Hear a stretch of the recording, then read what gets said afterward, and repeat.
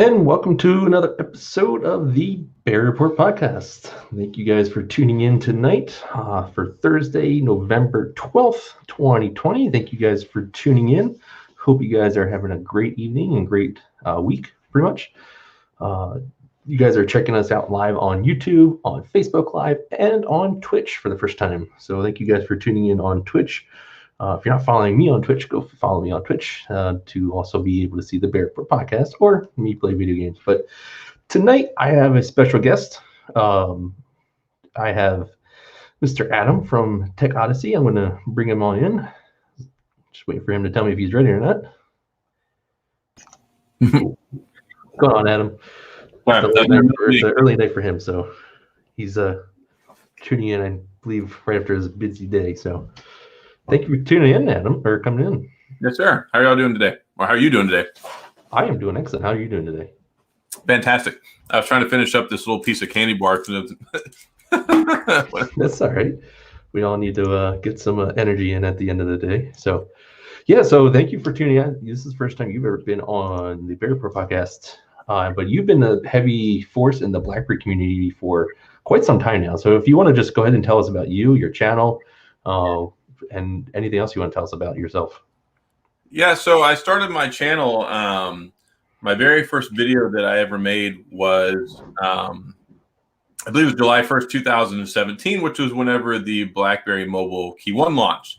And prior to that, I had kind of on the side, I had been writing articles with the community review team on Crackberry and iMore, Android Central, Windows Central. I was with the community review team with Mobile Nation. So I did that for a little while, but I had always been in the Crackberry community from as far back as like 2010, 2011. I mean, I was in there all the time. So, I mean, even before BlackBerry 10 came out. So it was, whenever I got ready to start my channel, the whole goal behind starting my channel was I used to go out and buy these BlackBerries all the time. Like the Z10 would come out, the Q10 would come out, all these different phones I was going and buying. I'm like, I'd really like to get to a point in my life where they would send me these to review so I can quit spending my own money on them because, I just wanted all the BlackBerry phones. It was like Pokemon, just trying to catch them all.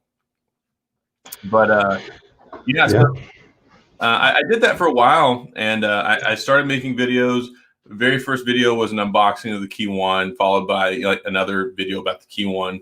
And I had a little bit of a collection back then, but over time, as the other ones came out, the Motion, the Key 2 LE, the Key 2, it was decent times in the reviewing world. Of course, I cover a lot of other things as well, which is funny because a lot of people are like, oh, you just started making BlackBerry videos. I'm like, no, I've been doing this for a while. Y'all just noticed.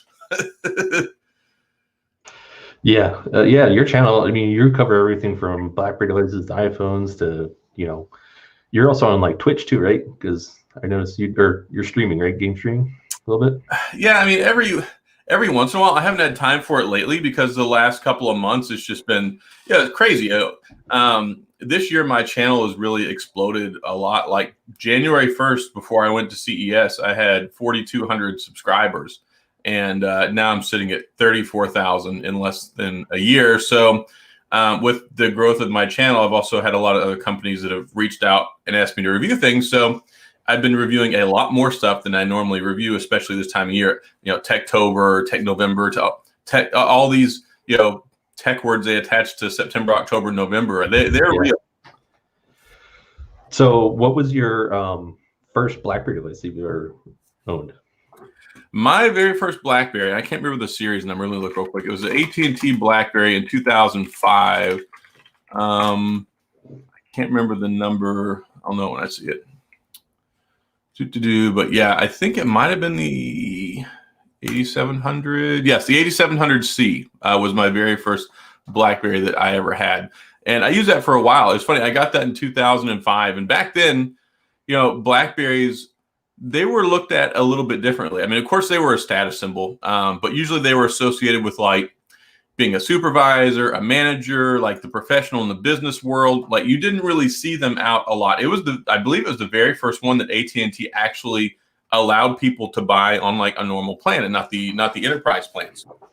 So I just thought I was the coolest. I paid $100 a month back then just so I could have internet and BIS, so I could run internet on this phone. So I had it back then, and everybody thought I was crazy for it. But I had it proudly on my holster, on my belt, and I was using it all the time. But I joked. I was telling some people the other day I went on a deployment in March of 2006, back when I was in the military, and I took it with me.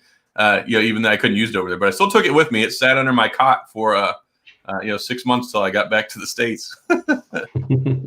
Nice. And do you have a favorite BlackBerry device that you've used over the years? Like one that just you always either go back to or always say, man, I just love that device?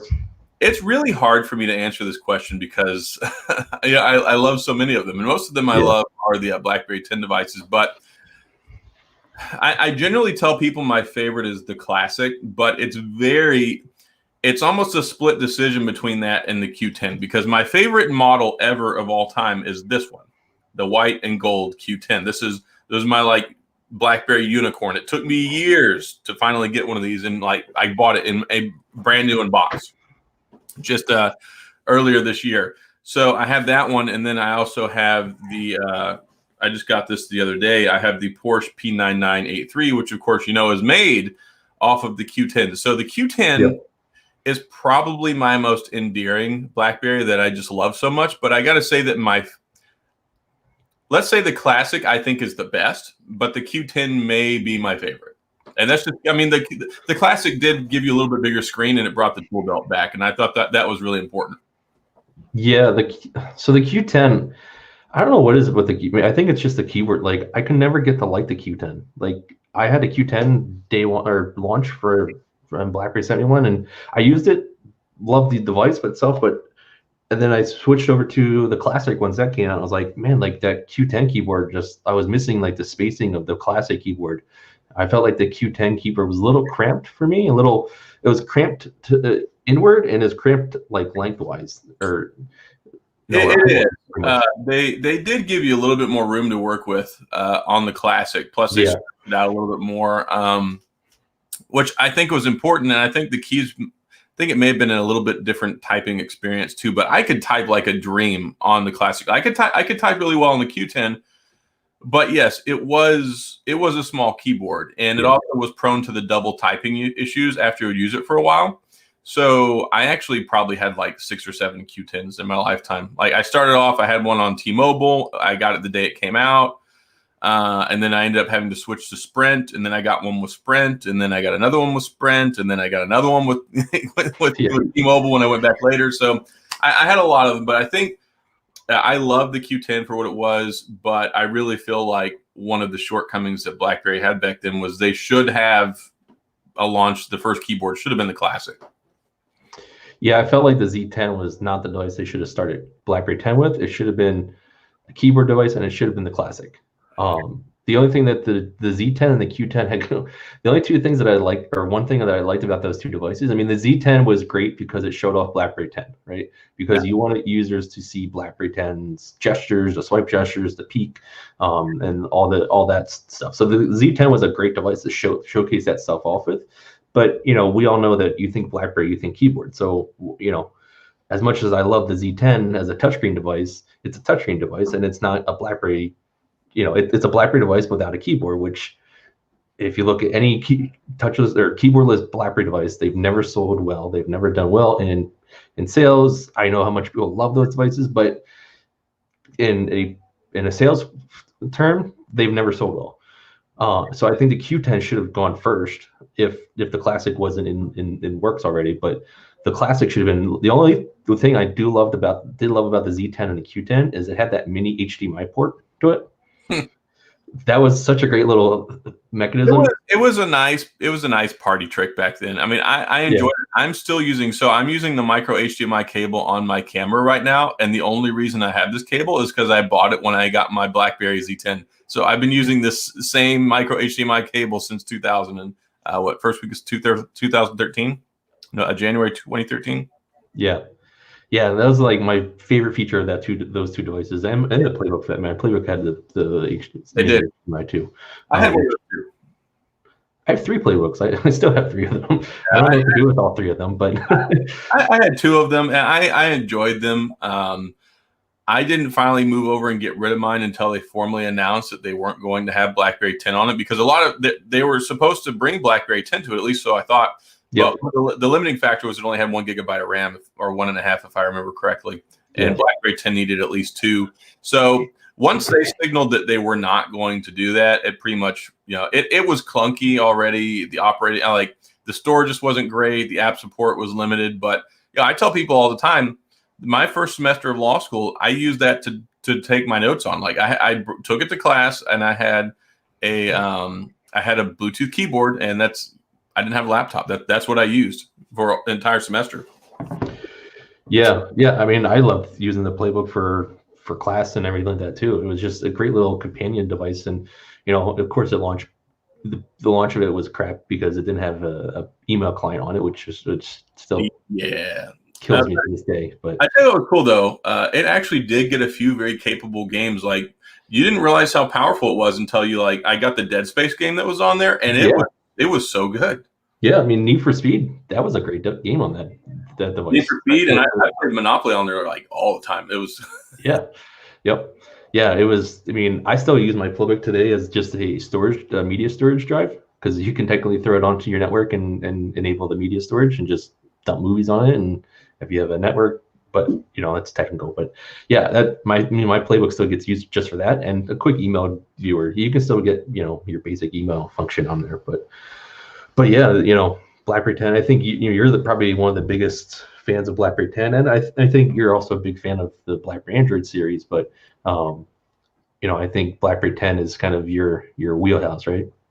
Oh, for sure. And I had legacy devices. I mean, I did, and I liked them. I actually had a short departure from BlackBerry in 2010 to 2010 to 2012, because they were missing out on like the 3G internet experience and just a fully fledged browser, and I needed it for certain things. So I went on a deployment in 2010, and I went to Kyrgyzstan, and I needed to have the ability to communicate with my family back home. Like, you couldn't do that with the BlackBerries. It was like you had a phone number, or it didn't work. Yeah. Really. So I got an iPhone 3G back then, or 3GS came after that. So I got the iPhone 3G, and I used that with like the Text Now app. Oh, there went that. The Text Now app while I was deployed for like 10 months, and that's how I kept in contact with my family. And then when I came back, I just switched over to T-Mobile. I got an Android device that I held on to until BlackBerry 10 came out, and then it was back to that prime time. But I think really, the years of 2010, 2011, 2012 were very pivotal in what eventually ended up being the downfall of BlackBerry. But no, I didn't get the storm. Do you have a favorite BlackBerry OS device that you used? Oh, for sure. Yeah, that's my my Q10. It's been replaced by the Porsche model. No, the BlackBerry OS, not BlackBerry 10. Oh, BlackBerry OS, probably the 8800. That's a good device. I love the 8800. It's such a good phone. A lot of people love it too, but that one I think it's very much like the classic. And it was cool, even like when they were building BlackBerry 10, and then John Chen decided they were going to do a limited run of the 8800s so they could build some newer ones, because people were having like critical failures because they were so old, and it was so widely used because they couldn't get everyone to move over from BB7. Yeah. So that was a good one. Yeah, my BBOS device probably would be either the 9900, the 9000, or the 9700. One of those three. A lot of people really like the 9800. Yeah, the 9700 is always probably my favorite, because I had it for so long, and constantly. I remember walking around BlackBerry World, or was it West back then? Yeah, it was West. With like 4 old 9700 batteries in my pocket, just to get me through the entire event. I didn't charge a device once during that whole entire event, because I had 4 batteries, and for 4 days I just swapped out batteries. People people really, I still get a lot of comments on videos that I do nowadays, and like, it needs a removable battery. I'm like, all right, people, we're getting 5,000 and 4,000 milliamp batteries in our phones now. You're going to be okay. Like, these aren't people that would actually go through an entire battery in one day that are even saying this. So like, you just don't, you're still using an older phone probably, so you don't realize that these new phones will last you all day doing what you normally do. Yeah, the only thing I can kind of see with wanting to have a removable battery is kind of like my experience with, if you got enough removable batteries, you could charge 3 of them up at once, charge all 3 of them up, carry around with you, and then not have to plug your device in for 3 days or whatever it is. But not having a removable battery just takes away from, one, the form factor, it takes away from what they can throw into the device nowadays. That doesn't make any sense to have a removable battery on the devices these days. The trade-off is just not worth it. Nope.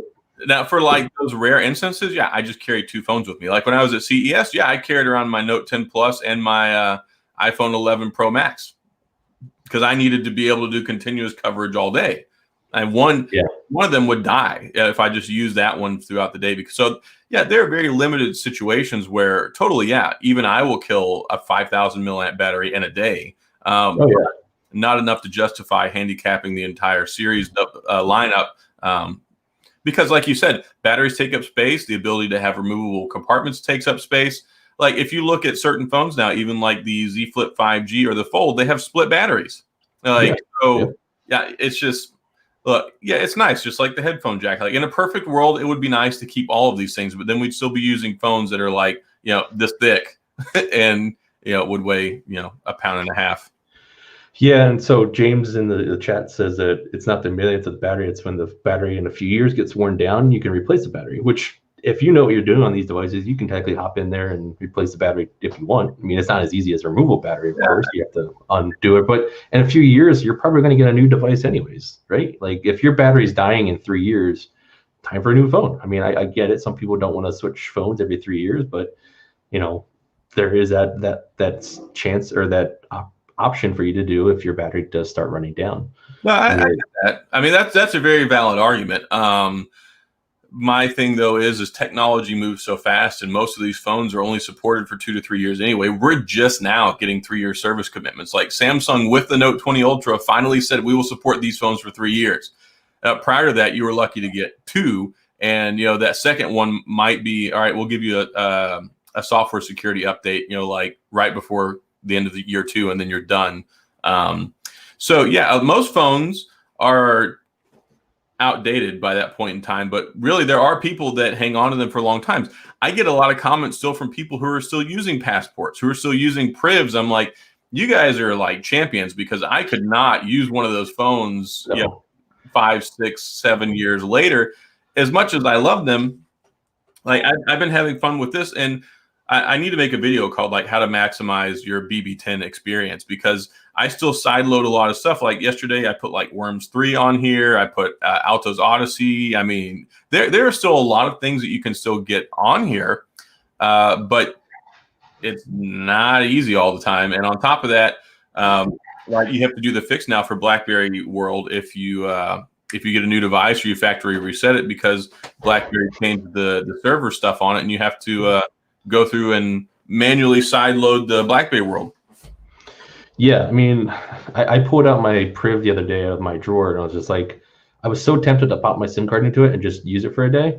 But I'm like even just like starting up and like getting everything updated, putting the new, like changing my password, I was like, that's such a, it was such a tedious process for me to do. I'm like, there's no way I can use this device in like 2020. Like I still kind of get annoyed that my Key 2 doesn't have Android 11, where my Pixel 4 XL has Android 11. So it's like, for the fact that the Priv still is on Nougat right now, it's like it just, and I mean, again, I love the Priv. The Priv was a great form factor. It was a great device, but I just can't go back to it.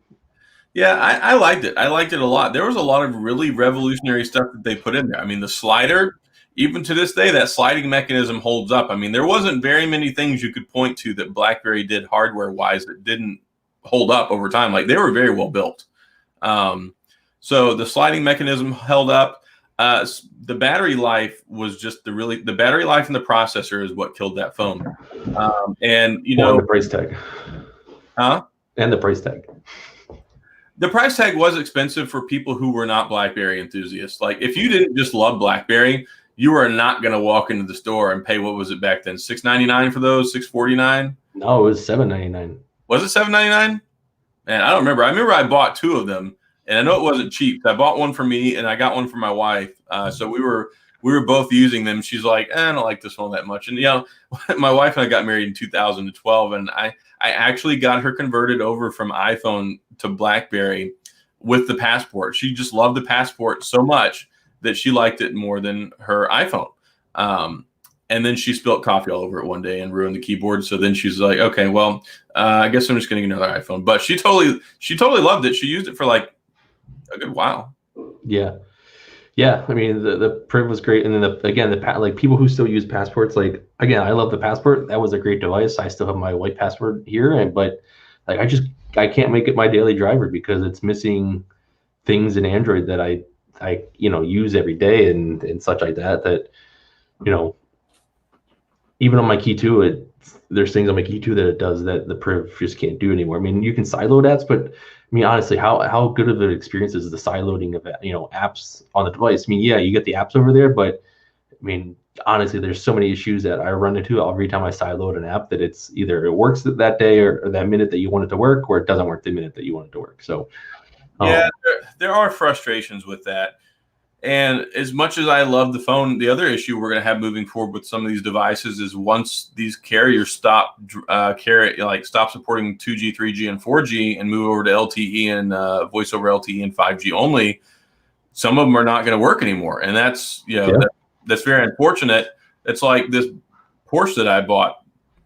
I got it for my collection. I mean, this sucker January 1st probably will not work on T-Mobile anymore. And that's frustrating. But also, like you said, there are things that you need. There are things that I need. Like I cannot function solely using a BlackBerry 10 device because for my work, I have to use Google Hangouts. That's how we do our inter-office communication.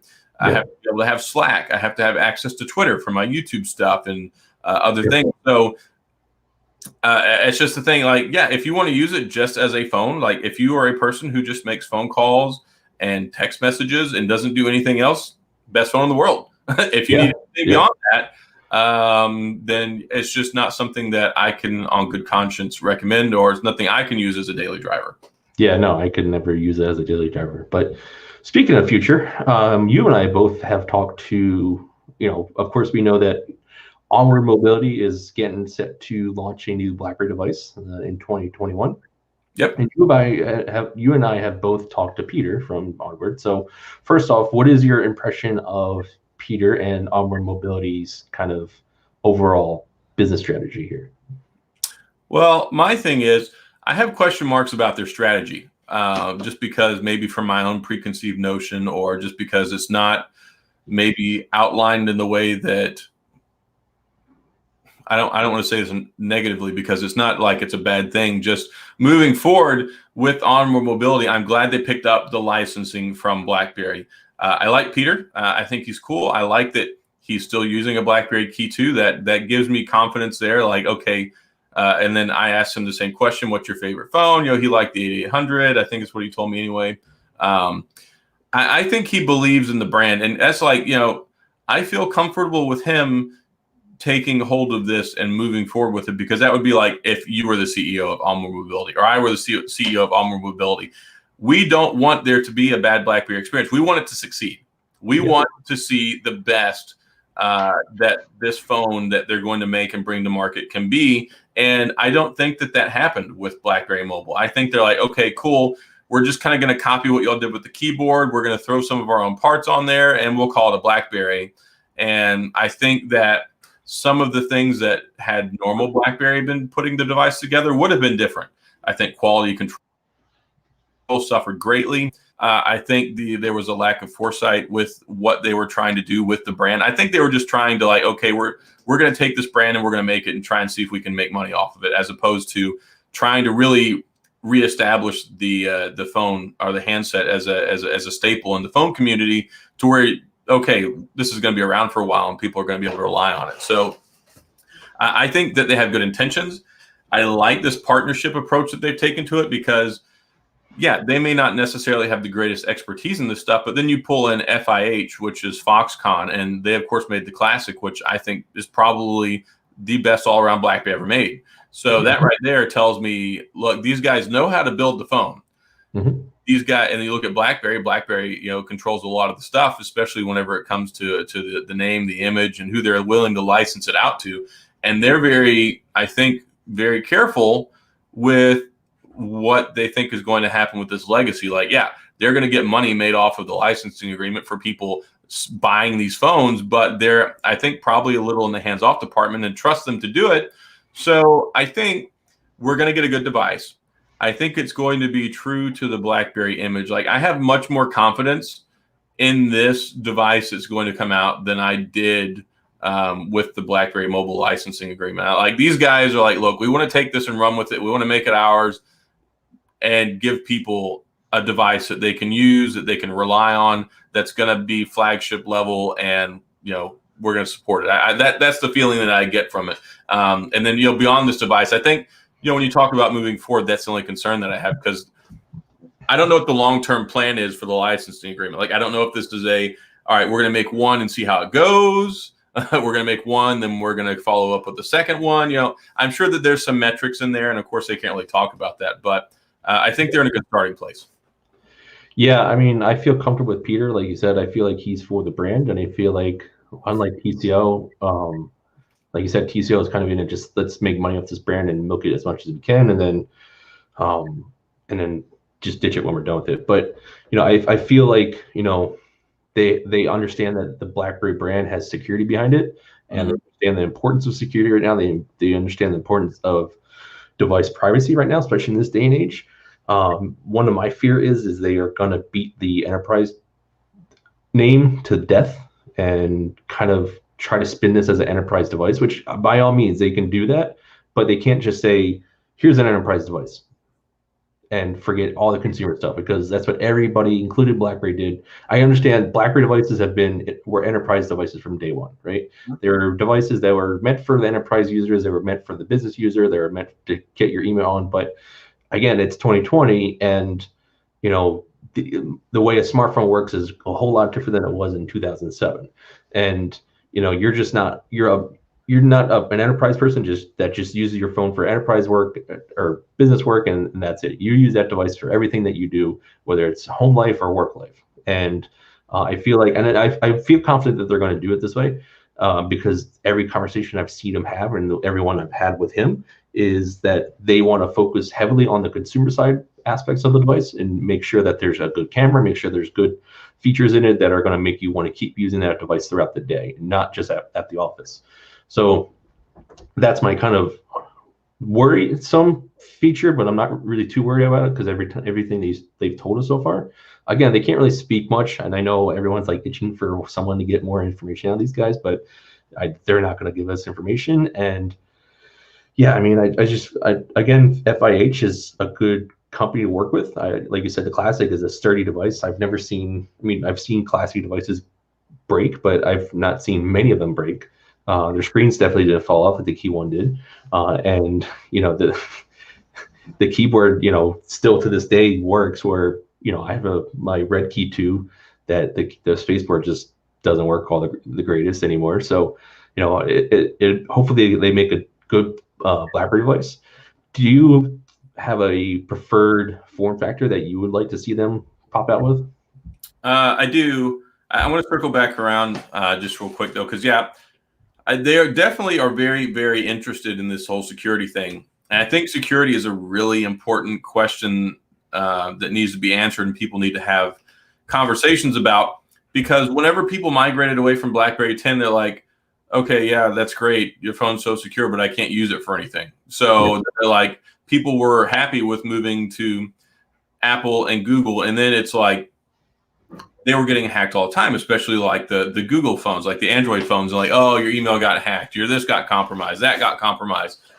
And I think people got comfortable with that happening because they're like, oh, well, it's not going to happen to me, or it did happen to me and it wasn't that bad, or it happens all the time, so it's not that big of a deal. I think people stop caring as much about security, or that, oh, it's okay, I don't mind Google having access to everything. They're not going to use it for bad stuff, or I'm okay. Like, you ever remember them, like when BlackBerry 10 was out, and it's like, okay, you don't here you can choose what permissions you allow this to have. Whereas with like Android, it's like, okay, well, you either accept the fact that this calculator can have access to my contacts and my email and my pictures, and I'm like, what? Like, those were things that people used to care about, and now they're just like accept. Nobody cares. So I think that with everything that's happened in the world, I think people really are kind of circling back around to, we need to make sure our stuff is secure. Yeah. And I think that creates a really good opportunity here. And I know that Peter is very security got a very security like mindset whenever it comes to this stuff. And I think that plays a pivotal approach, and probably helped a lot when pitching the sales argument to BlackBerry, saying, we want to make the most secure phone in the world. We want a secure phone. And BlackBerry is the way to do it. And but you don't have to compromise. And that's the thing. And that's what really caught my attention. He said, yes, we want to make a BlackBerry that's secure and it's for enterprise, but we want people to be able to keep using this phone when they go home, not like their old one where they just set it in the drawer and picked up their iPhone when they got home from work. Yeah, and I feel the security aspect of it, he didn't mention on mine, but on the Crackberry podcast, he kind of mentioned how, like you said, they do kind of have an idea of how they want to use the BlackBerry brand as kind of like the security gatekeeper of your home network, right? He kind of talked about how he wants to use that as a device, and we don't know how he's going to do it, because they kind of mentioned, what's your plan for other devices, and he kind of hinted that there's other plans in the works. And I do believe that they want to see how this first device sells first, and see, of course, they're a business, so that's probably if the next BlackBerry device comes out and 5 people buy it, they're probably not going to venture into the rest of their roadmap, right? So, but I feel like there's a lot of good things that this company can do with security. He's very security minded. He's, he's software engineer. So I feel very good about the security aspect of it. And I agree with you. Like, so many people just kind of accept the fact that Google and even Apple, I mean, I know so many people say that Apple doesn't have access to things, but they have to have access to the things that Google has. They might not keep it on file or whatever, as long as Google does, but not till recently has Google started giving you more and more control of your permissions, and still you get somewhat control of your permissions, but not greatly with Android 11. But so many people just accept these terms and agreements and accept that, like you said, I think like the calculator application, why does that need to have access to my camera? Like, why? Like why does my calculator need the camera access? And that that was great about the Key 2 series, or the Key devices with TCL, is you had you had what was it called, BlackBerry DTech, and you can control what had what, and you can control what had what in there, and you could say, turn this permission off, and DTech would turn that permission off for you. But we've never seen any other device manufacturers besides BlackBerry do something like that on the Android side. And it's going to be interesting to see how they continue. One of the things I want to see is TCL devices, because I feel like DTech, that's a BlackBerry thing, and I want to see if they actually bring that over, and if they also keep the Locker application inside it, because I feel like Locker was such a hit with a lot of users that they'd be kind of dumb not to bring that over. I don't think DTech is going to come over. I think DTech's probably gone, and I think, maybe this is just my limited point of view, but I didn't think that DTech was more of like an awareness thing than it was actually a way to keep everything so much secure. It's like, oh, this is your level of security. This is why you should do this. We recommend that. That doesn't make a phone as secure as it can be. Yeah, like the kernel was secured and all that other good stuff, and it's hard to hack into them and like all sorts of things. But you need something that intrinsically itself is secure, not something that can be secure. And that's a difficult question when you talk about Android, because Android is inherently open source. It is not secure like BlackBerry 10 was. And that's why a lot of people all the time, they're like, is it going to be BlackBerry 10? If it's not going to be BlackBerry 10, I'm not going to get it because this is not secure. I get those concerns. I really do. Now, Google and working with other companies like, Pixel has the Titan chip in theirs, that helps out. Apple is actually surprisingly pretty good at security. Even my cloud. Yeah, that iPod. So that's one of the biggest things. And I drafted up a list of questions to ask Peter because I want to get him on for a follow-on interview because I want to ask some more conceptual questions about things. How do you secure Android? Like, how do you secure this and give people confidence to finally get them to put down their legacy device, to put down their Key 2, to put down their Z30? And here's the thing, though, like, maybe they saw the writing on the wall and realized that almost everyone's going to have to get rid of those phones because they're not going to work anymore in a year or two because they're built off of the old phone network. So as much as you love any old BlackBerry, 90% of them you won't be able to use, once January 2021 and 2022. And like, I think AT&T's cutting off their 3G and 4G and 2G in 2022, T-Mobile doing it in 2021. So that's really going to limit the playing field on what your options are.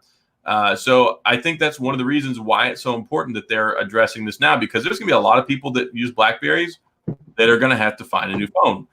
So I think that helps out with the market. But when it comes to convincing people that this is the way to go, what's the sales pitch? How do you talk to people in layman's terms and say, hey, this is how we got it secured. Don't worry, you can use it.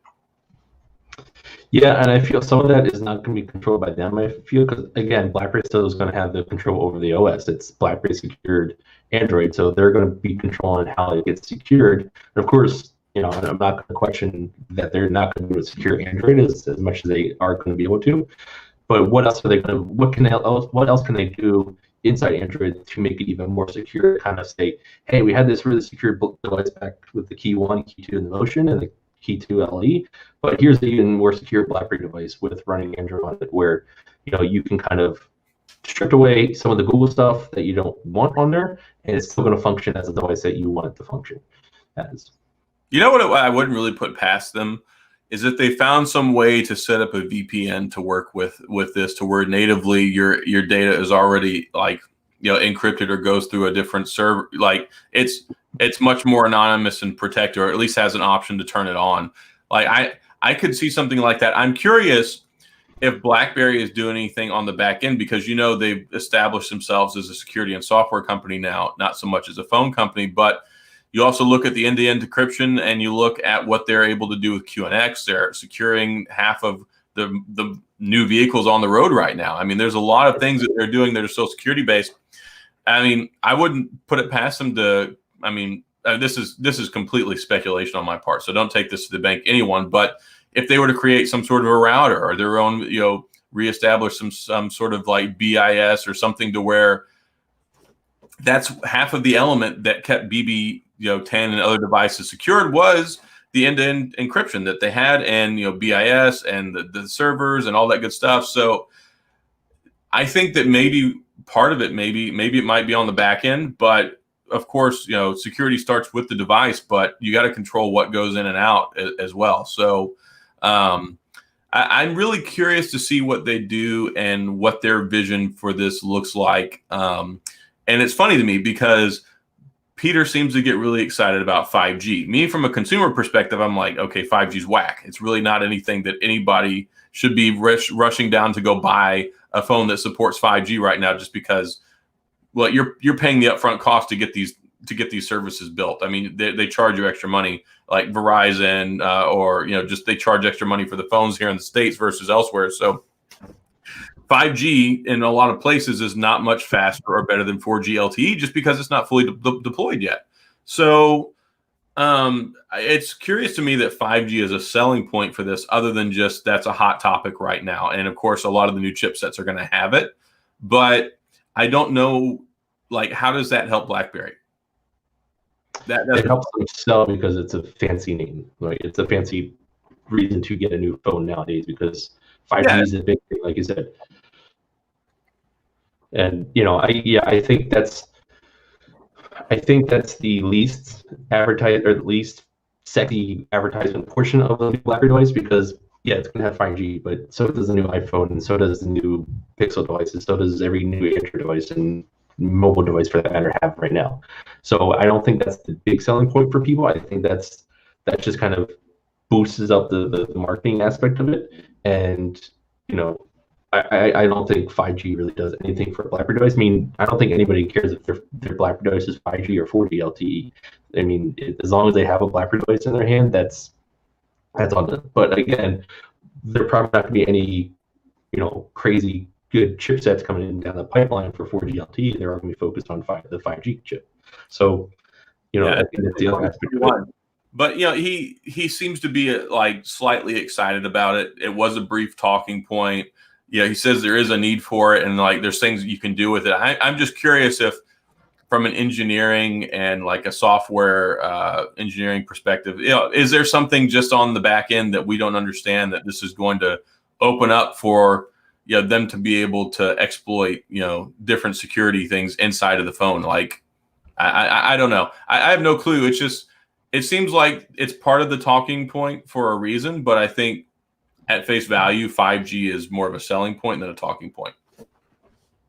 Yeah, again, I think so too. I mean, I'm not rushing out to buy a new BlackBerry device because of the 5G chip inside it. I'm rushing out to buy it because it's a new BlackBerry device with a keyboard to it. And yeah, I mean, I still want them to hit this thing out of the park because, we've all, I mean, you look how many people were devastated when TCS said their agreement was over with BlackBerry. I mean, we need a new BlackBerry device. I mean, it's something that needs to be out there, and it needs to be marketed properly. It needs to be pushed well. And you said kind of earlier that part of their sales pitch to the BlackBerry was it's going to be secure, the most secure BlackBerry device. I'll probably die on this hill, but I honestly think that John Chen has been dying to get BlackBerry devices out again.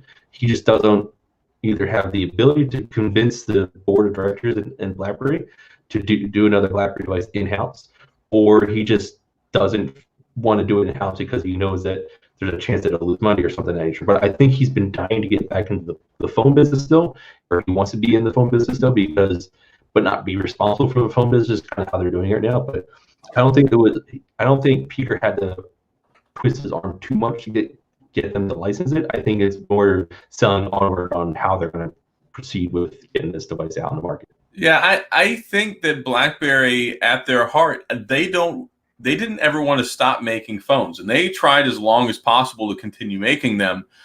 The problem is that the software side of the house just wasn't propping up their ability to continue to lose money on phones. Lots of companies lose money on phones. You look at Google; they discontinued their Pixel 4 and 4 XL less than a year after they hit the shelves. Who does that with the flagship phone? Google doesn't rely on phones to exist. You look at LG. LG clearly does not make money on phones. You look at a lot of places, phones are secondary, and it's okay if they take losses because it keeps their name on the roadmap. It keeps their phones in people's hands. It keeps LG, BlackBerry, whatever their name is, at the forefront of their customers. So BlackBerry, I believe it's always been part of their strategy.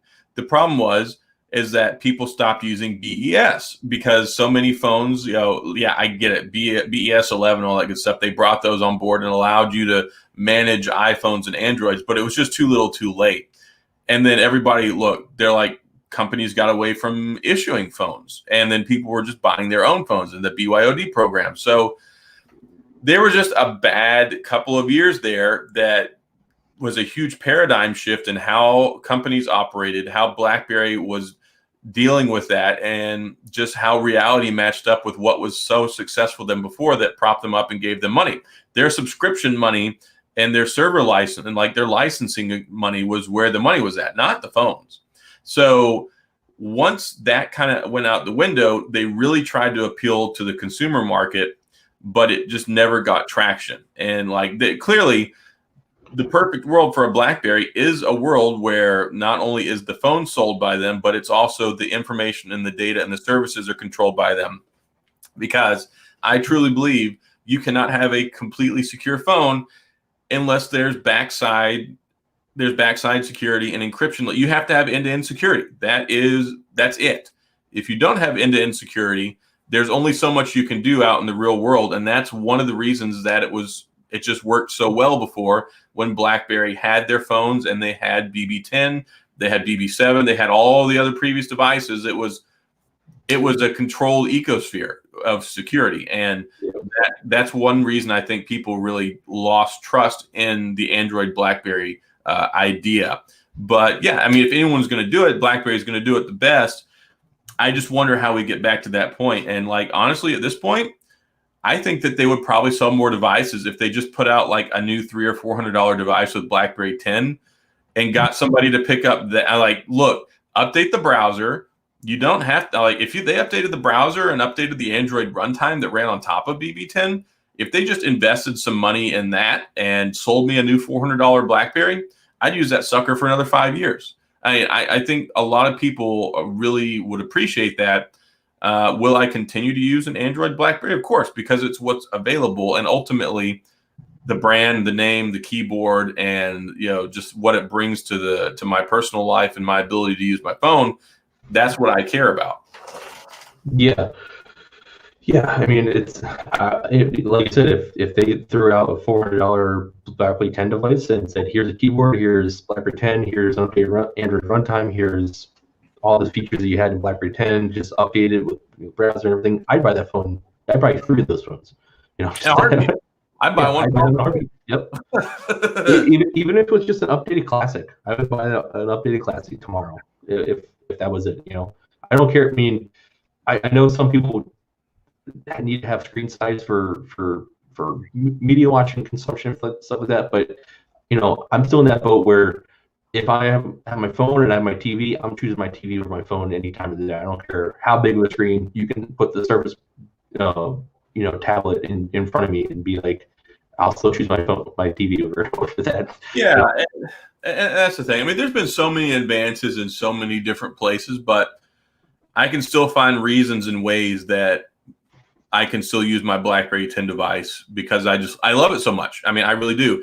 And if I didn't, then yeah, I would probably look for ways to not get rid of it. But it hasn't got a meaningful update in years, and yet I'm still would take one of those any day of the week updated over over one of these new phones. It just has to work. I mean, and if it had a browser, that would be great because I could use Twitter, I could use the browser, I could use there's so many different things you could do. So yeah, I would pay good money for that. But look, we're not getting that. We're getting an Android device moving forward, and that's fine. I'm going to get it, and I'll support it as long as it meets as long as it comes out and it looks like a BlackBerry and it quacks like a BlackBerry, and BlackBerry.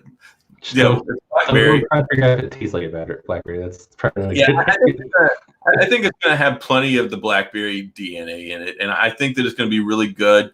I'm excited about it. There's a lot of people that are really excited about it. I get so many comments all the time, and they're like, I can't wait. Like, the market has tried to tell us for so long that nobody cares about BlackBerry, but there are a lot of people that if they just nail it on the execution, you're going to see more people carrying them around, I think. Oh yeah. I think so many people didn't know that there was BlackBerry for the past 3 years that, if TCL had like, what gets me so irritated about what BlackBerry Mobile did, TCL did with the key devices is, if you look at the Key 2 launch event, right? This is a perfect example of, they had that great promotional video, right, or advertising, right? As soon as the Key 2 came out, that advertising video came flying out on YouTube, right?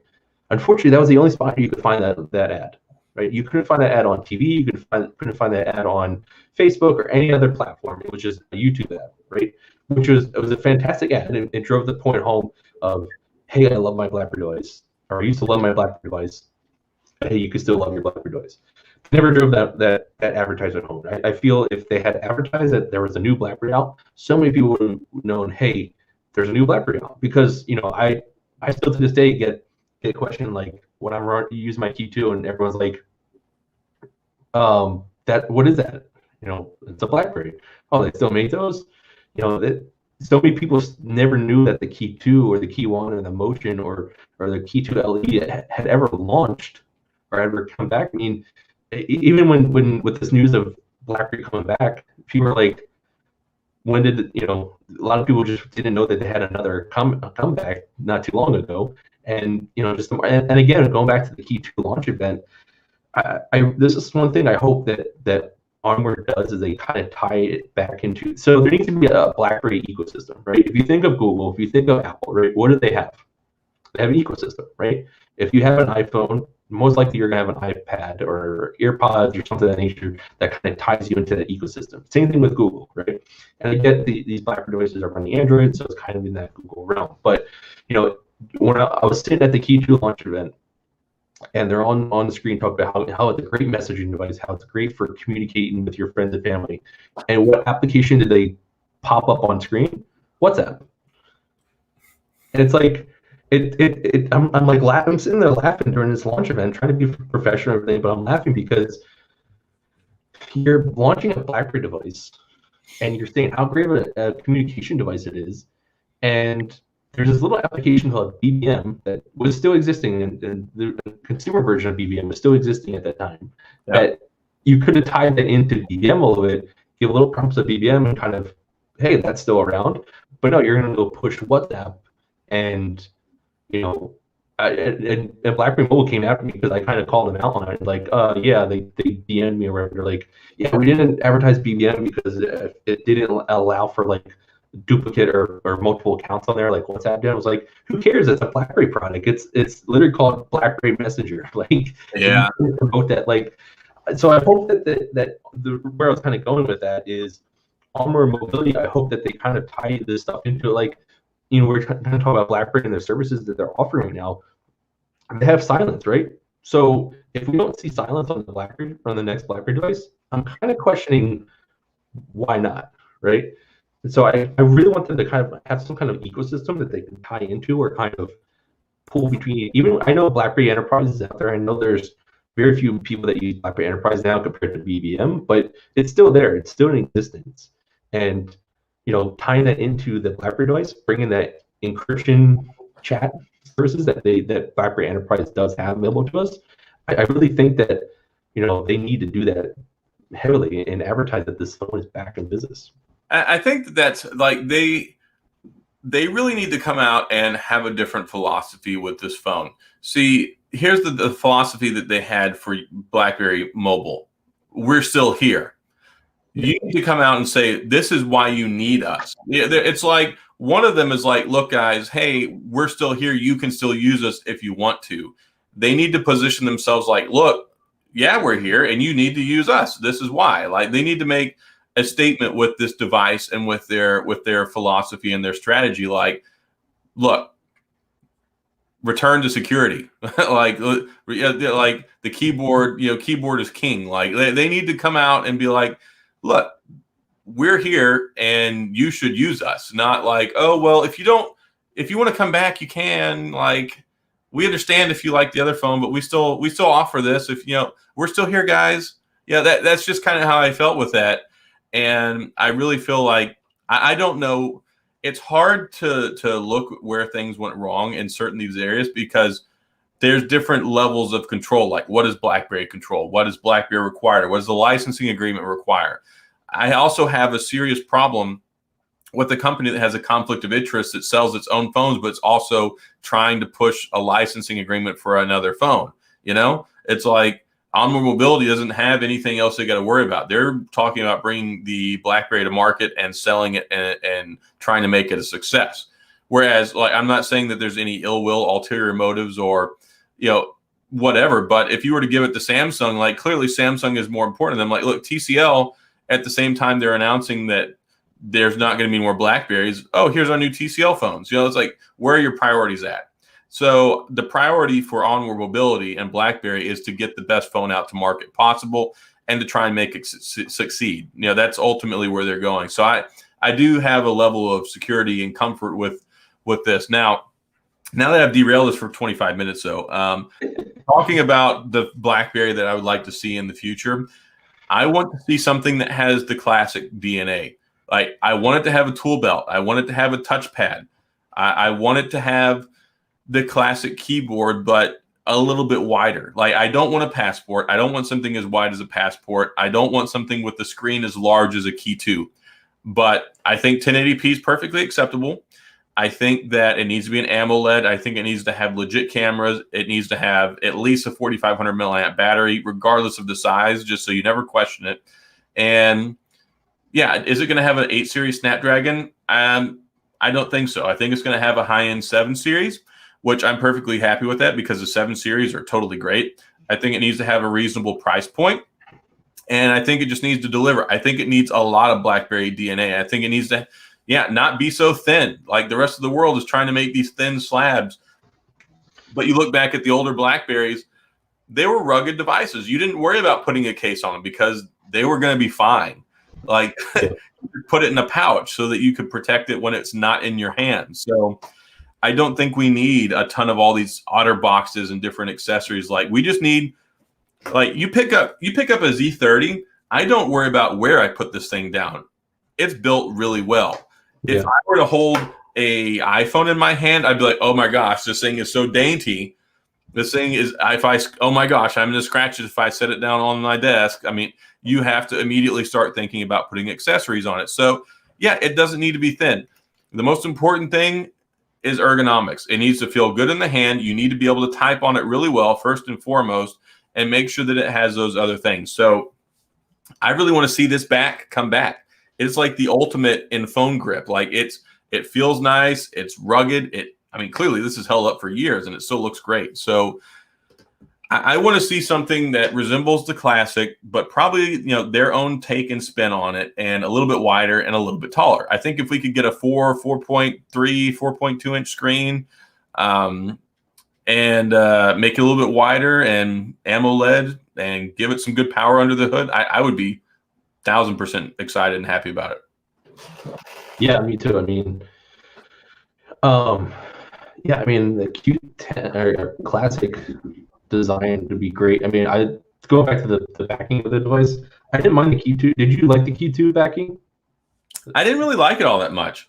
I liked the one on the Key 2 LE better than the one I liked on the Key 2. Like, even though like it's got, I've got mine right here. I really didn't like the texturing that they had on here. It was okay. This phone, as nice as it looks, never really felt super premium to me. Like, it felt okay.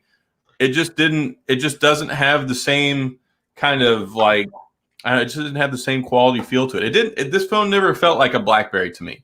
Like, it looks like one, but it doesn't feel like one when I hold it in my hand.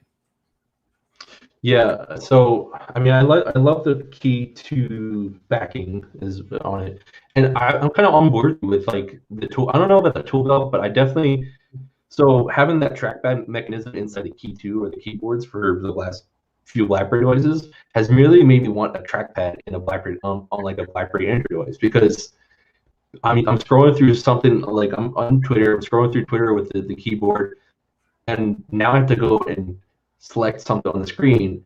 I would love to not have to touch the screen at all and just go ahead and just use that trackpad. I know it's kind of a ridiculous concept because we're all on touch screens right now, but communication is king whenever it comes to BlackBerries. And what we're doing with them, I'm using an iPhone right now, and it's an utter disaster trying to click on an individual area so I can change a letter. It is maddening to me.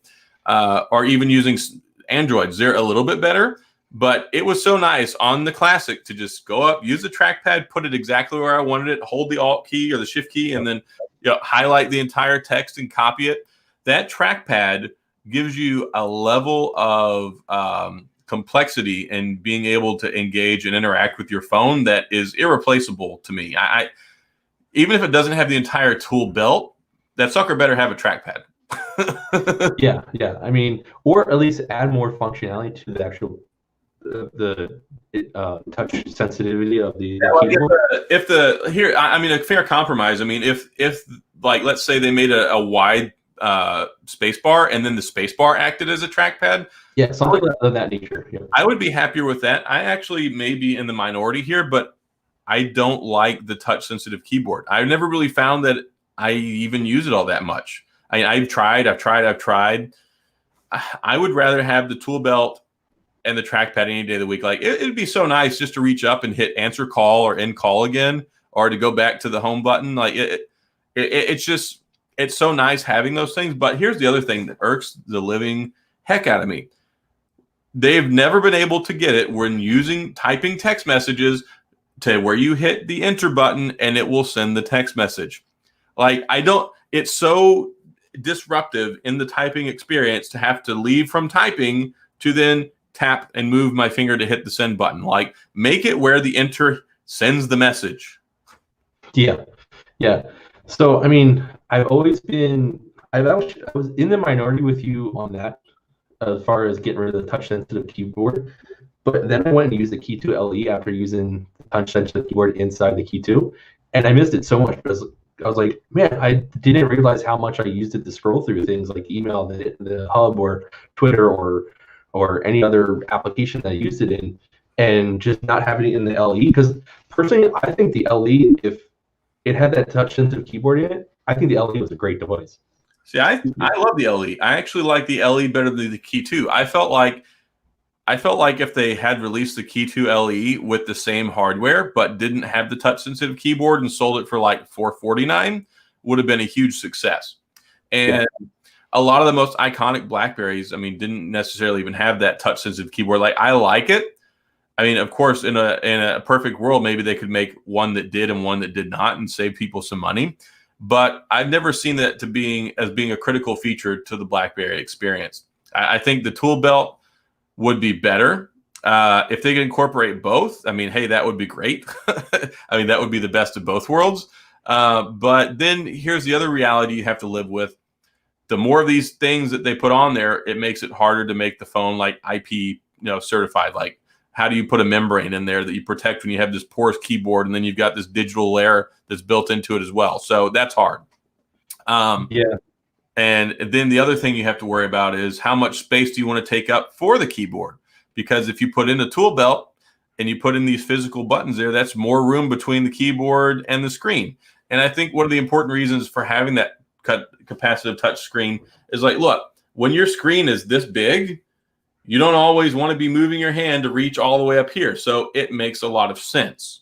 But when you have a phone that's like this size, no, you can touch anywhere on the screen with your thumb without having to really adjust your hand that much on the phone. So I think it really boils down to what the form factor looks like. But totally, I would have no heartburn if they didn't include it. If they do include it, great. I mean, more is always better. But if it comes down to, if I had to choose between the tool belt and the touch capacitive keyboard, I would take the tool belt. Yeah, I mean, you technically get the key tool belt in the Key 2 because you get the back button, you get the application switcher, you get all those, you get the on-screen key on screen. I might have lost you here a little bit. You're frozen up on my end.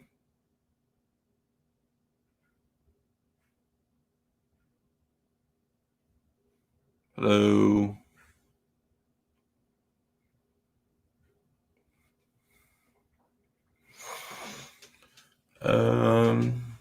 Yeah, I don't even know if I'm still live right now.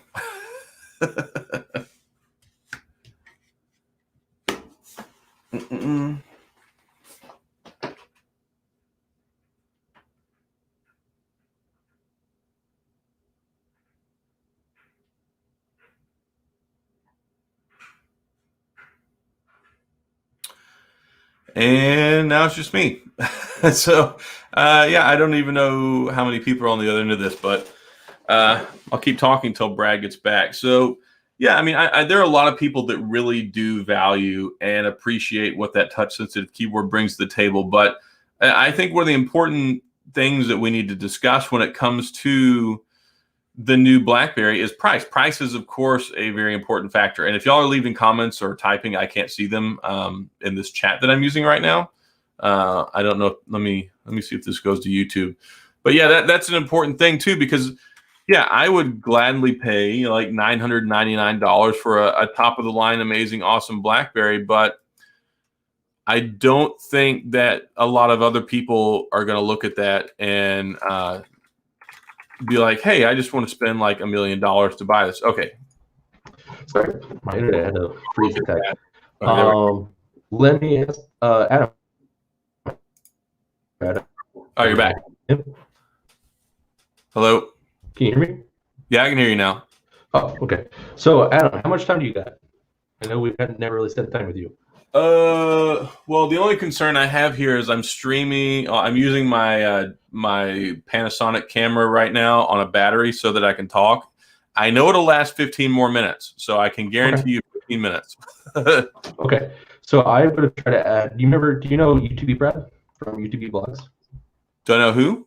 UTB Brad, No. because he's actually answering to come back onto a podcast. So I'm going to hop in, try to get him in, and while you kind of transition out, I'll have him transition in for What's his name? Because I was having a hard time understanding what you were saying. UTB Brad. YouTube. UTB Brad. Oh, okay. Yeah, I don't know who he is. Okay.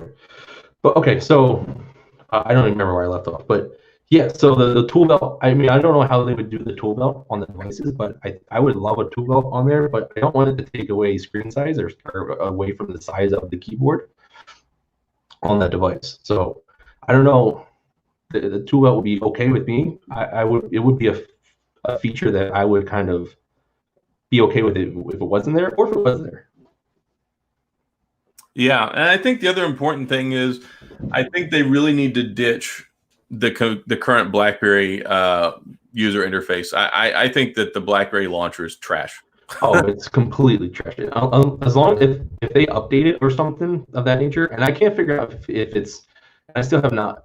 Have you ever run the launcher on a non-BlackBerry device, like something running Android 11 or 10? Because I've wondered if Android 8 was the reason why it was trash, and I've never. I remember somebody in the chat last time said that they did, but yeah, Android launcher or BlackBerry launcher is complete garbage.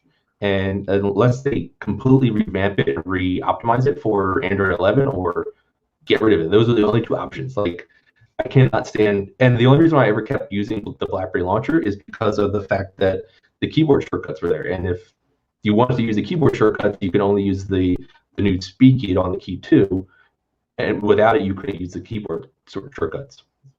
Yeah.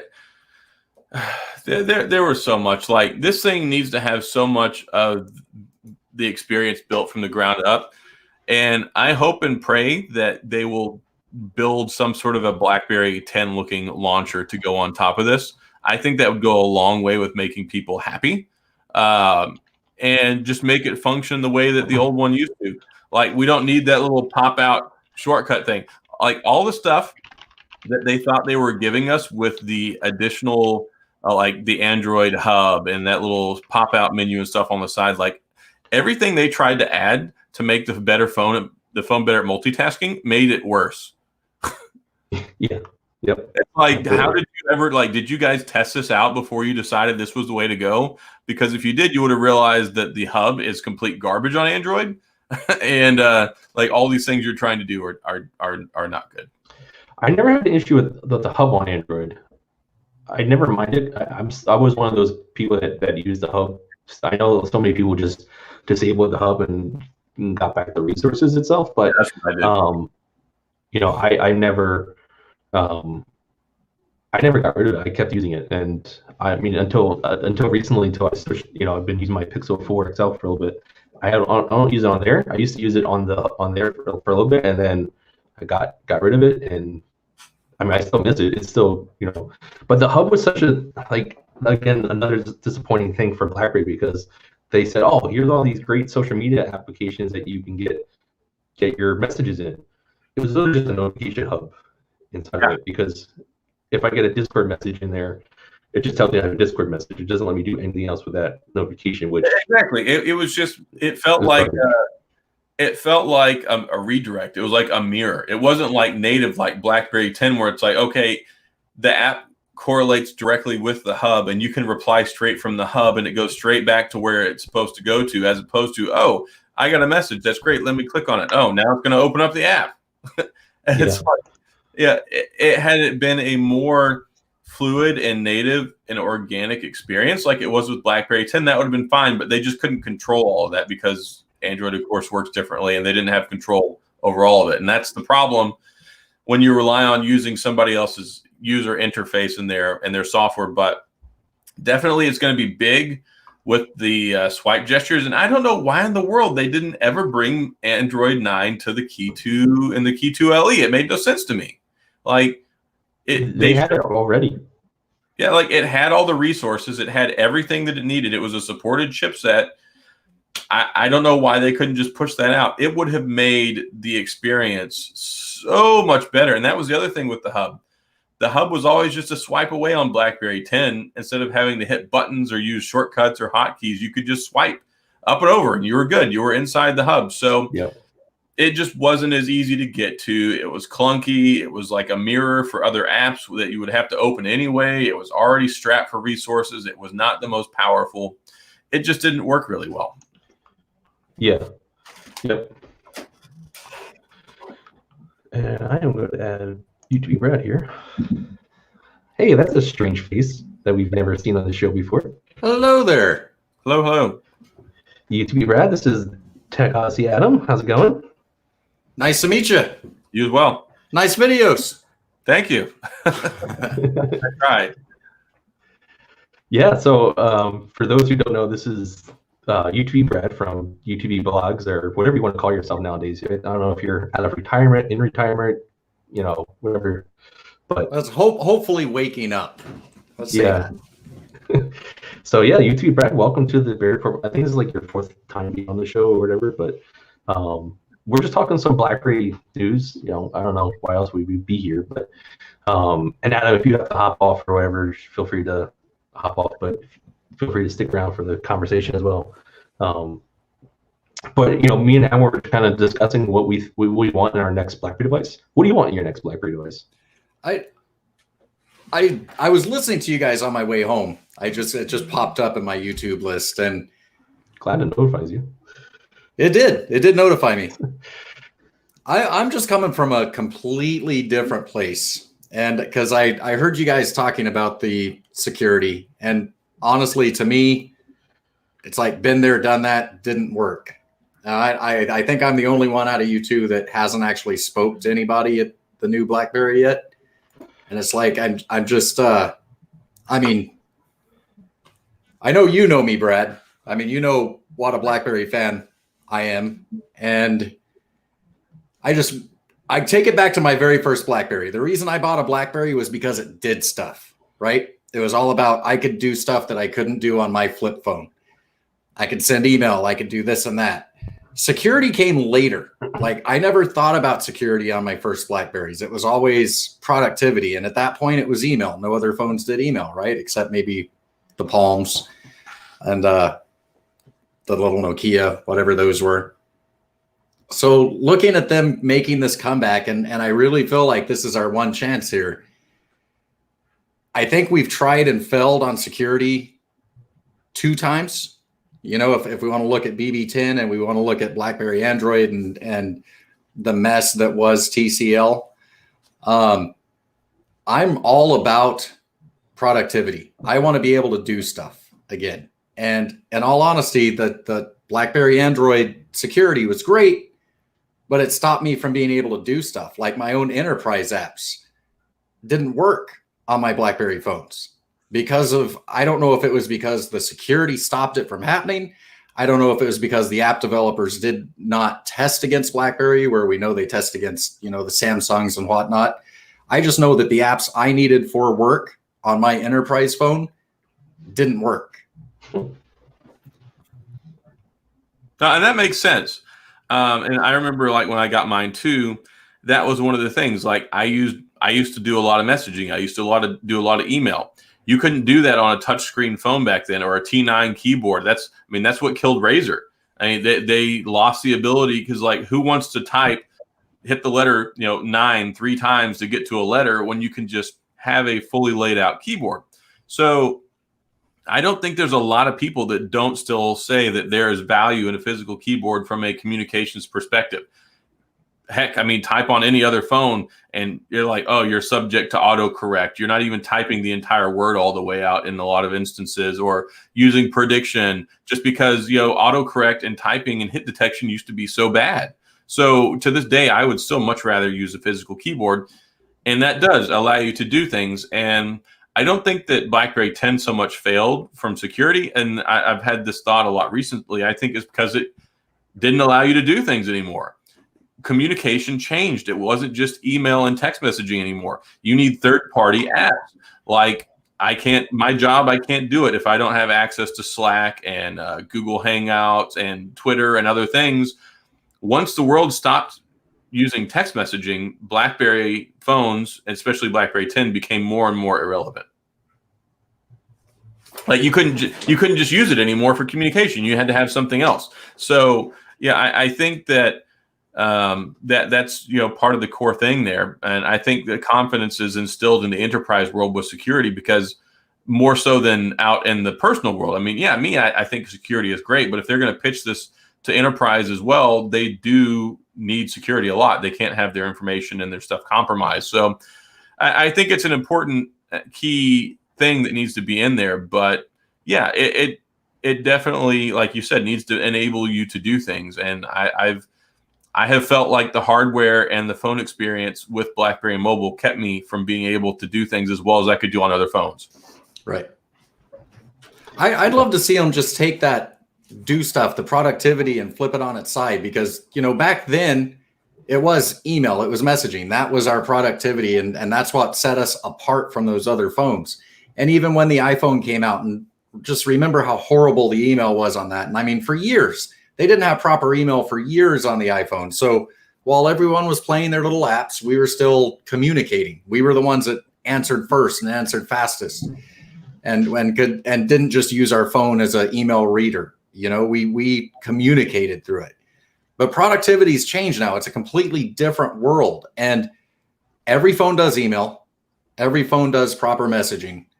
Every phone, you can use these apps that we use at work. I'd like to see them take a different route, and my dream would be to make a BlackBerry a creator phone, like Brad and I, we're bloggers, or we were bloggers, maybe still are bloggers. Mr. TechOdyessy was the smart one of the bunch and went to YouTube. And I mean, think about having a phone that we could do everything at. Because I mean, we can already shoot video. We can already edit video. I do it all the time on my phone. Obviously, we can type, but if you want to type well, a physical keyboard's great. Instead of them focusing on enterprise and security, I'd like to see them focus on, the prosumers of today, which are the creators. Let's have a phone that the three of us could use to run our little side hustles completely. We had the physical keyboard, have a great camera on it, have just, a chipset that could run these video editors and our WordPress sites and whatnot. Because I mean, honestly, enterprise now is so ingrained with Apple. It seems like every company that I work with, everybody's got an iPhone now. And to really get into an enterprise sector, exactly what Apple did, which Apple was, to me, the worst of the bunch as far as smartphones go. But they got into enterprise because they got users wanting to use their phones. And those users are employees, and those employees demand from their employers. So, I mean, I would just love to see them just throw everything on its side and say, you know what? Everybody can email. Everybody can have security. We're known for that. We're not going to get hacked. But let's look at creators. Let's look at prosumers again. Let's look at people that are out there doing something and get them. And then all the tag-alongs would be like, hey, 50 Cent, while he's supporting President Trump, is using a BlackBerry to do it, And maybe you'll get a bunch of people that want 50 Cent's phone. Because think about it. What was it? The Kardashians were all about the BlackBerries at one point until it didn't have Instagram. And who else is, where else can you go look at a Kardashian? Instagram. Yeah. Maybe what they need to do is they need to create a stylus and then take into some of the note market and be like, look, yeah, you could use a stylus, but really all you're doing on there is just poking at things and drawing. What about if you had a keyboard and a stylus, and this is all in one device that you can use for absolutely everything? Exactly. Yeah. I think there needs to be some thinking outside the box this time. Like, a lot of people say like that the definition of stupidity is doing the same thing over and over, and having expecting the same, expecting different results, expecting a different result. And I feel like that's kind of where we're at right now. So I'm hoping that getting a fresh set of eyes. Look, ultimately, these people want to have a successful phone, but they're business minded. Nobody goes into a device venture or a phone venture and says, "Hey, we're here to lose money." Like they obviously want this to succeed because it pays their salaries. I kind of feel like TCL did that. Yeah, I feel like too. Yeah. So I think the approach they're taking with this phone, the three-way partnership that they have, I think that I think there's going to be a little bit more creative opportunity here. Like they need to bring something like, look, the convenience key was not revolutionary. I'm sorry. It was nice.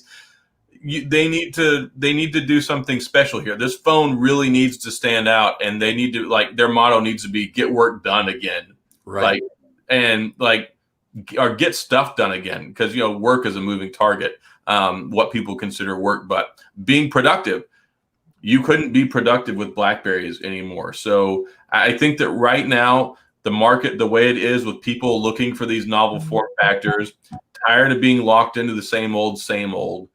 I think that this, the way people view security in the world, and people are trying to get more stuff done than ever with just their phones.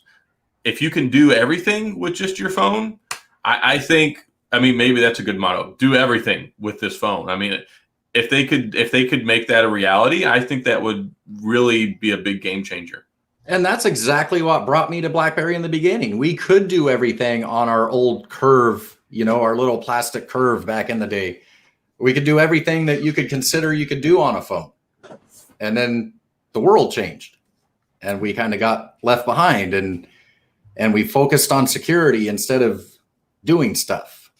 I think we need to get back to doing stuff again. I said that the other day. I was like, hey, our phone's really secure, but you can't do anything with it. Right. So how secure is the ecosystem that nobody wants to use? Exactly. That way. Yeah. So yes, people need to want to use these phones again, and they need to have a compelling reason to do it. Clearly, the keyboard is not it. People like the keyboard for the benefits that it brings, but if everything in the entire experience is hampered by something else, then nobody wants to use the keyboard. So I think the keyboard is important for this first device. I think that is what BlackBerry is known for.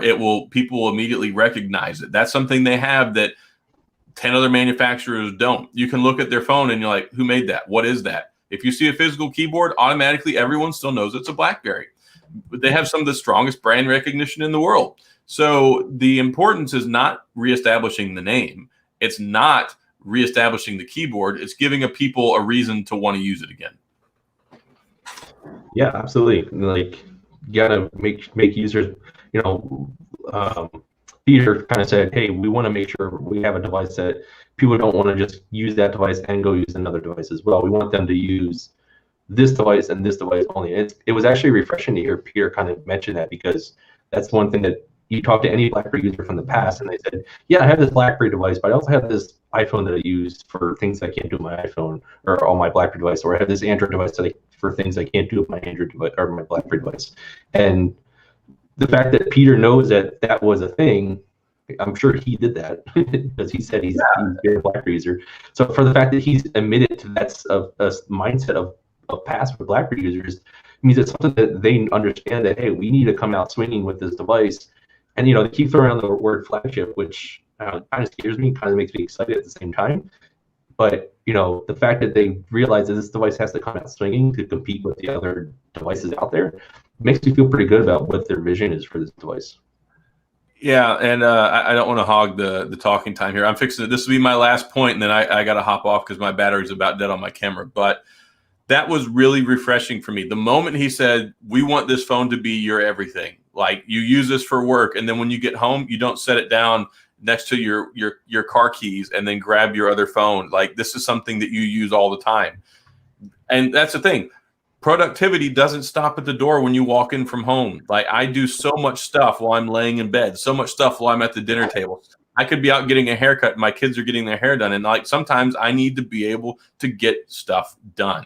So if they can do that, but I can still have my Instagram and my Twitter, because part of that stuff used to just be for looking at pictures of the Kardashians and what they had to say that week. I got to use Instagram to post stuff for my YouTube.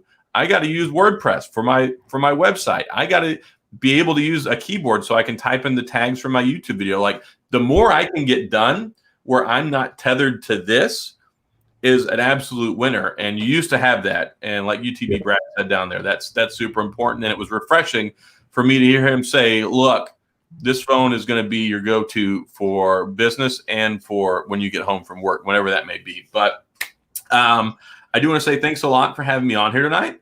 Thank you for joining us, man. I love any opportunity to talk BlackBerry. And it's great that we're still able to have this discussion. It's like we're able to have this discussion and we're talking about the new phone that's going to come out next year. So that level of excitement is something that we haven't had for a while. So, I think it's great for fans. I think it's great for us.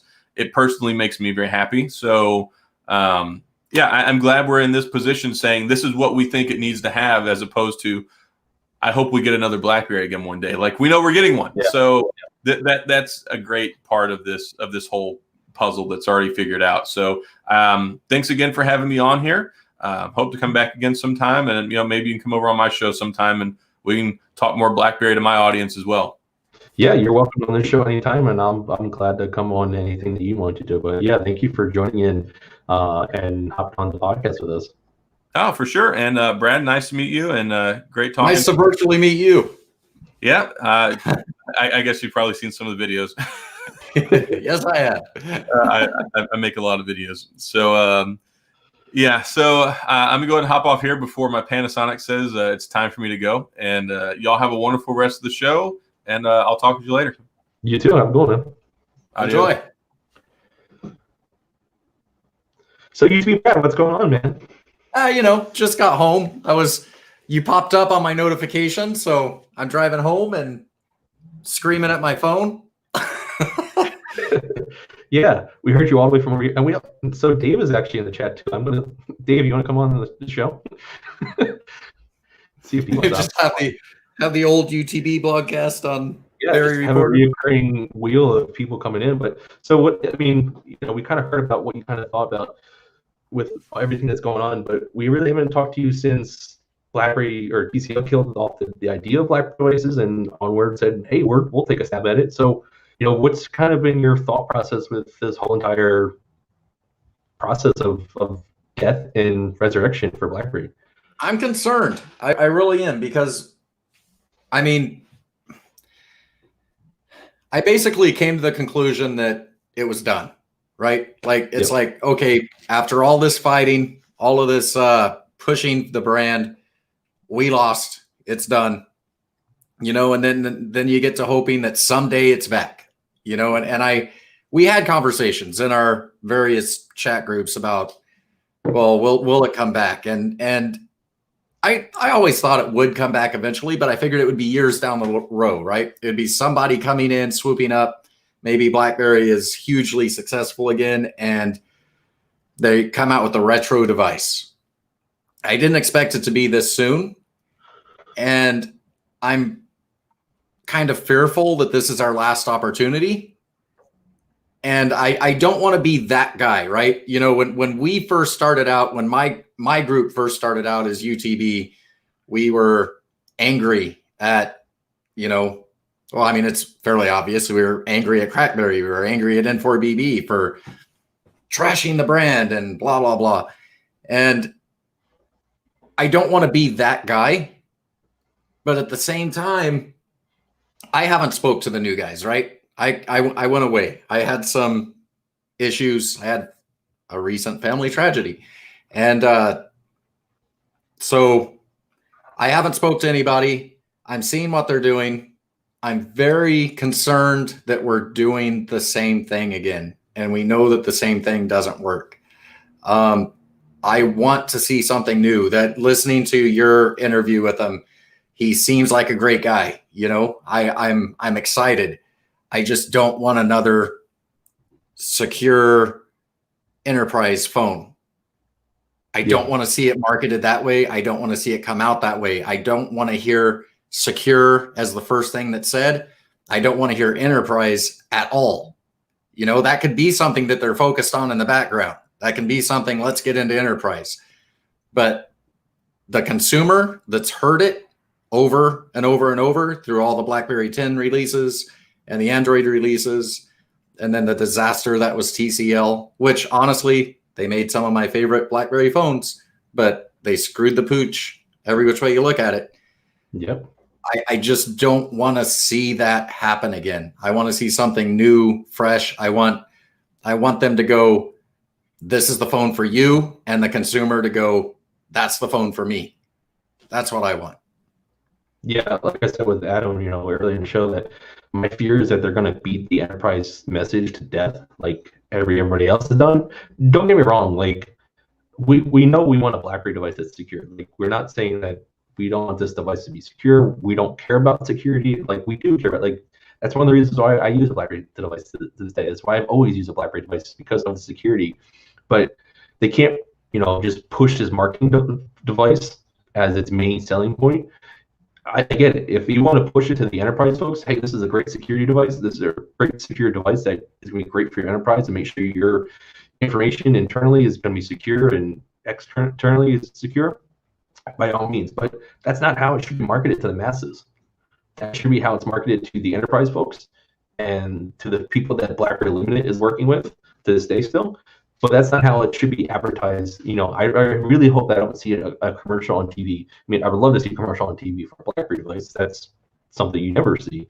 But I don't want it to be like, check out this new enterprise secure device from BlackBerry. Okay. Yeah. You and I were old-time BlackBerry users, and all the old-time BlackBerry users, which would probably be anybody that watches this video, we all know security. We all bought into security. You don't have to talk to us about security anymore. We're expecting security from BlackBerry. That may be the sole reason why somebody's using a BlackBerry. But our group, us as market, didn't support it enough to make it successful. Like, there wasn't enough of us. That's not what pulls people in. It's not it. We know this now. I mean, without a shadow of a doubt. We know it for a fact. That doesn't work. Yep. We need something that will work on the masses. And I think my idea is the genius idea, because it's my idea. If it was your idea, I might think it was stupid because it's not my idea. So obviously, what I mean? It's not that I'm saying it's the best idea, but I would just love to see BlackBerry do that. And, you and I, we were content creators. You still are. I would love to have a content creator device. That is a different market. I know gamers out there want gamer phones, but I don't want to see a BlackBerry phone as a gamer phone. I don't want to see that. Yeah, I mean, I wanted to see it as like option B. Like, if it's something in there that's focused on the BlackBerry diehards, like we were saying earlier, like Adam was going to put it lightly, but BlackBerry devices to me has always been the device that says, let's get shit done, right? If it's that language towards the way that the BlackBerry device is developed, and then it also kind of can curate towards, the gamers of the masses have at it. That's by all means. If it can be a one-shop, only for everybody, that's all it is. But when you think of a BlackBerry device, you think of productivity. You think of, let me get my work done as much as I need to get it done throughout the day, and do it with as little as amount of time in front of a computer that I can do with this BlackBerry device in my hand. Like you said, content creators, it'd be great if I could run, you can run Photoshop on an Android device, but make it a better experience for me on a BlackBerry device with the keyboard or trackpad or something of that nature that makes it unique to what's out there right now. I get keyboard devices, they're going to make it unique because it's a keyboard device, but like someone in the chat earlier said, the keyboard is not what's going to sell this device. They're right. It's going to be a great sell factor. Don't get me wrong, it's going to be a great reason why I still use a BlackBerry device, because it has a keyboard, but I can type as well on a touchscreen device as I can do on a keyboard. So there's benefits to having a keyboard, don't get me wrong, but if I have to use a touchscreen keyboard, I can survive. But if I can use a keyboard device that's going to have all my productivity needs in it, have a great battery life, have great camera, have apps that are going to be beneficial to me and to everybody else, then that device is what I'm looking for. I switch. I mean, I'm on a Samsung, right? I'm a gadget guy. I like new toys, and I got a Samsung because I needed a new phone, and I didn't need a new phone. I figured it would be my secondary phone, right? Just to have a new gadget, because TCL, not BlackBerry, they were taking too long to come out with another device. So I got myself a Samsung, and everything worked out of the box. You know, that the apps that I use for work, that one of them just never worked at all on my Key 2, just never worked. The other one, I could get in, and 9 times out of 10, I'd have to restart my phone to get back into it. And again, I don't know if that was the security blocking it, or if it was the app developers not testing against that phone. Could be either side. I don't know. All I know is it didn't work. And moving to the Samsung, everything worked. And that upset me so bad. And there's somebody else, I won't name who he is, because he was after me and I don't want to burn him, you know, but he got one later than I did. He got a later model than I did. And he was messaging me this just as shocked that all this stuff worked, you know, and it's like, okay, so we had the security, but again, it's like we were behind again. It's just like on BBOS, right? Yeah. And I don't want that again, because I mean, when I got BlackBerry, we were ahead. We were ahead. We had full email. Communication that you could only dream of on these other devices. And we can go into what all happened with BlackBerry and why they screwed the pooch early on and what led to John Chen taking over the company. But I mean, that's old news. And I just want them to come out and be that device again. Yeah. Yeah, I mean, I want the device, like we were kind of saying, how the devices that I can pick up and only use that device. Exactly.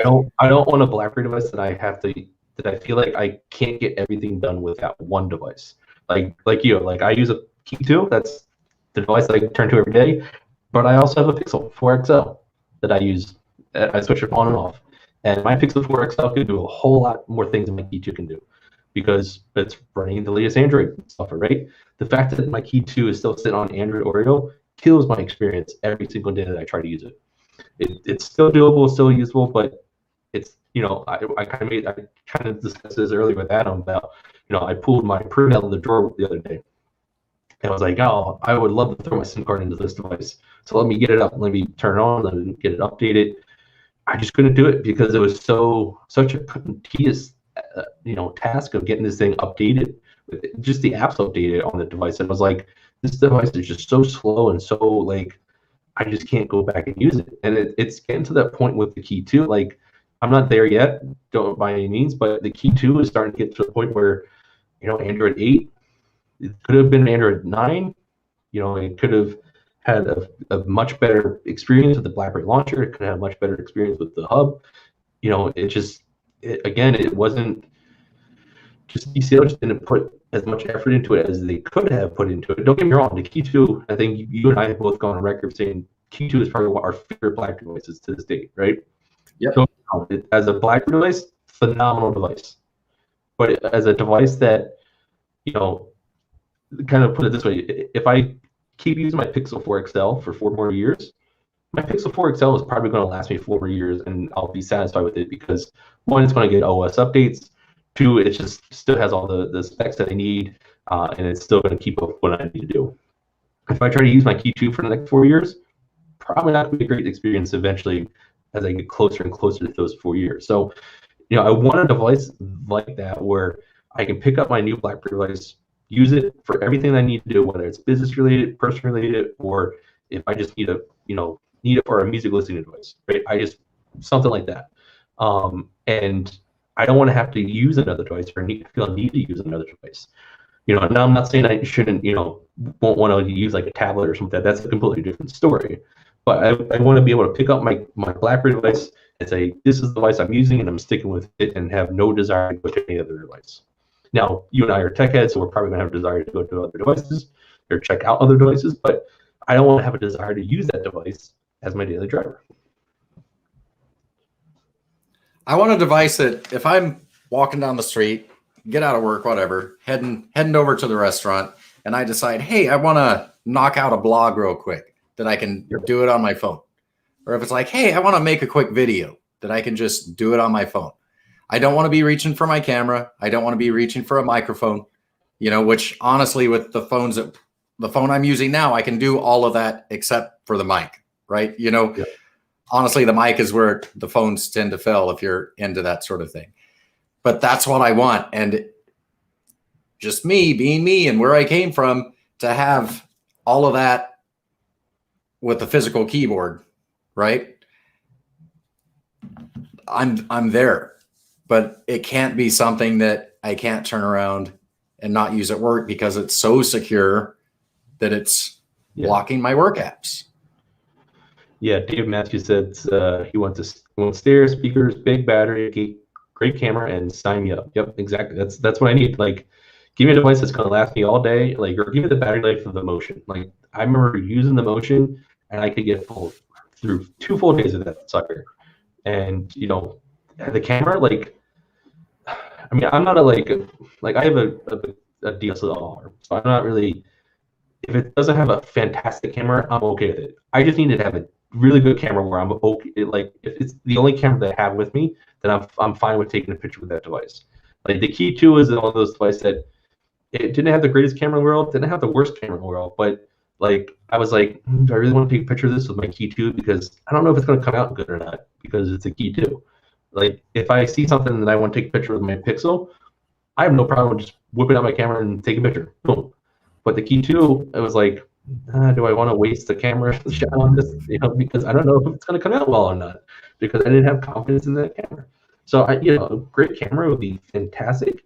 Yeah, and like Dave just said, sign me up. Like, that's it. Like I don't care about 5G. Like, you can have 5G in there. It doesn't matter to me. Like, I don't need to download a movie in 2 seconds. Like, I'm probably not gonna have time to watch that movie in the hour it's gonna take me to watch it. So who cares? Like, if it's there, fantastic. Have at it. But if it's your main selling point to get me into a new BlackBerry device, I'll probably still buy it, but probably not. It's going to be the device that I keep using. So, but yeah, but hey, I don't want to be Mr. Negative. You know what I mean? I'm just hoping that you or TechOdyessy, Adam, is that his name? Yep. I hope one of you guys get the opportunity to talk to him again, or say, hey, maybe meet this other guy, Brett, and then be able to tell them, it's like, this is what we want. I'm just so concerned. I want BlackBerry back. That so much of pretty much my entire online identity is completely based on and around BlackBerry. That's where I came from. So I don't want it to go away. But yeah, no, we're not nitpicking because we don't want it to be successful. We're nitpicking because we want it to be successful. And the past 2 attempts, even if you consider BlackBerry, I mean, BlackBerry also was successful to a point, and then it just died off. And it died off pretty much almost for the same reasons why the other 2 attempts didn't happen, right, or didn't work out well, because they got lazy and they didn't adjust to the market and all that. We can have a whole completely different podcast about that. But we want this device to be well. We want BlackBerry devices. Like, I understand where Brad's coming from, because it's kind of the same boat. Like, I've talked to Peter multiple times, and I have all the confidence in the world that he has a great passion for this brand and a great passion to make this happen well and be successful with this. But I also don't want them to falter into the same scenarios that the other attempts have fallen into, and for it to fail. I wanted it to succeed. I wanted to have a BlackBerry device come out for the next 5 years and just have BlackBerry devices coming out left and right like they used to back in the old day. So, well, YouTube Brad, thank you for hanging out with us for a little bit. We'll get you on for another full-length podcast around here, because we're gonna get you back on. We're gonna call up the YouTube folks and and see if we can get the band back together. And yeah, see who's still around and still available. yeah, but yeah, thank you guys for joining us. I know it's kind of a long show. I mean, of course, anytime you and I get together, it's a long show. But we've only been on half the time, so that's not our fault. But yeah, thank you guys for tuning in. Just kind of a couple of housekeeping notes. For the first time, this show is being broadcast on Twitch as well as YouTube and Facebook Live. So if you guys are on Twitch, feel free to hop into there and follow me there. You also can catch me streaming gameplay on there as well. Also, make sure to check out this podcast on your favorite podcast listening application, whether it's Spotify or Anchor or it's any other application. And that's it. Thank you guys for tuning in. You can find me at BlackBerry Brad on Twitter. You can still find you on YouTube, the Brad at Twitter, right? So yeah, I'm still there. You probably don't want to follow me right now. I'm politically angry. Okay. So well, but follow him after the politics is over. Yeah. Thank you guys all. Back in January. Yeah, thank you guys for all tuning in, and we hope to see you guys in the next few weeks. Thank you all. Have a good one. Bye. Thank you.